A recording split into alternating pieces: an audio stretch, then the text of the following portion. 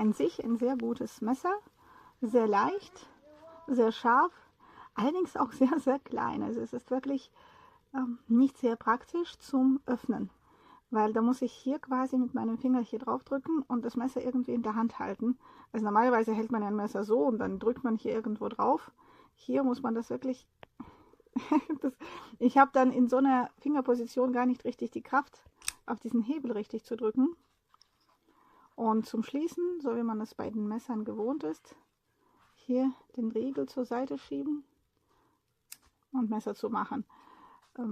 Wie gesagt, sehr handlich, sehr leicht, eigentlich auch sehr praktisch im Zumachen, weil es geht wirklich sehr, sehr leicht. Und da ist keine Feder und nichts, so dass man sich jetzt kein Risiko läuft, den Finger abzuhacken. Aber diese Position, die ist wirklich nicht sehr bequem.